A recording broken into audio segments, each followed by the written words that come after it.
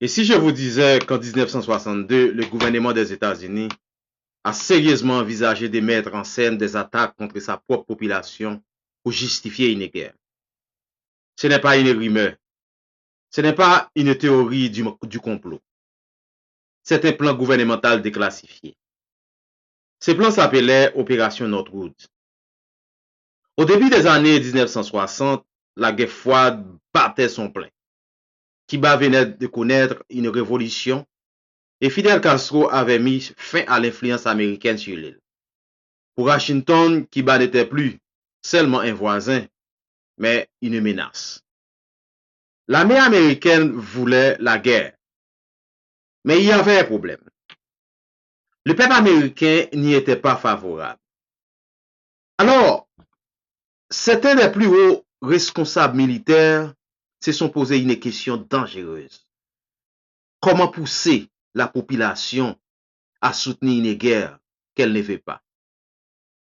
Les réponses, la tromperie. Opération Northwoods a été rédigée par des chefs d'état-major interarmés, la plus haute autorité militaire des États-Unis.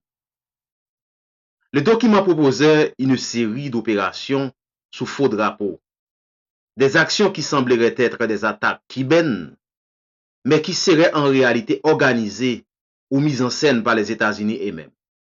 Selon ce plan, les États-Unis pourraient, premièrement, mettre en scène de fausses attaques contre des bases militaires américaines, faire exploser des navires américains et en accusant Cuba, organiser des actes de sabotage ou de terrorisme sur les sols américains, simuler des détournements d'avions civils et même provoquer des pertes civiles.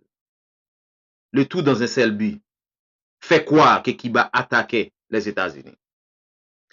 L'objectif était simple et terrifiant. Choquer l'opinion publique, contrôler les récits, justifier la guerre.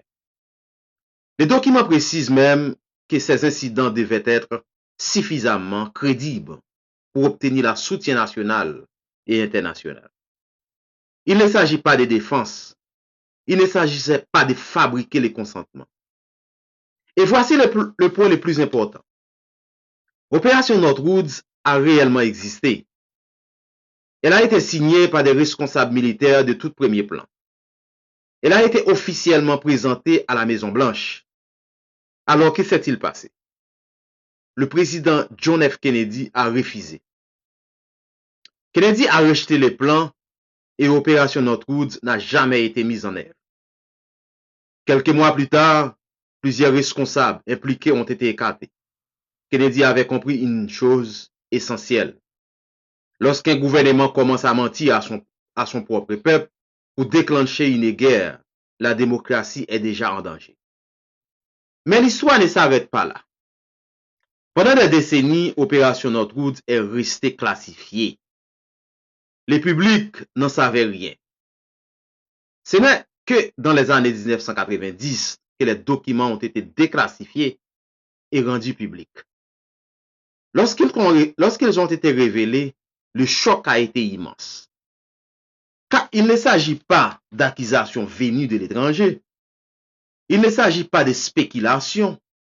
C'était les mots mêmes du gouvernement américain. Alors pourquoi Opération Northwoods est-elle encore importante aujourd'hui? Parce qu'elle prouve une chose dérangeante. Les gouvernements sont capables de planifier des mensonges à grande échelle pour justifier des guerres. Et une fois que l'on comprend cela, on commence à regarder l'histoire autrement. On se pose des questions sur l'Irak, sur la Libye, sur la Syrie, sur la manière dont les guerres sont vendues au public à travers des récits de menaces, d'urgence et des dangers qui plus tard s'effondrent face à la vérité. Opération Northwood ne signifie pas que toutes les guerres reposent sur des mensonges, mais elle prouve que mentir pour déclencher une guerre n'est pas impensable au sommet du pouvoir. Elle nous rappelle aussi que le scepticisme n'est pas un manque de patriotisme. Questionner n'est pas une trahison. C'est l'aveuglement qui ouvre la porte à la destruction. Des millions de vies ont été perdus dans des guerres justifiées par des récits qui se sont ensuite révélés faux ou exagérés. Opération Northwoods est un avertissement. Quand la peur est fabriquée, quand l'ennemi est exagéré, quand la dissidence est étouffée, la guerre devient facile. Et ce sont toujours les peuples qui en paient le prix. Alors, la prochaine fois que vous entendez des appels à la guerre, la prochaine fois que des accusations surgissent avant même l'épreuve, souvenez-vous de ces noms. Opération Northwoods. Car ces documents prouvent une chose sans aucun doute. Parfois, la plus grande menace n'est pas l'ennemi à l'extérieur, mais les mensonges racontés à l'intérieur.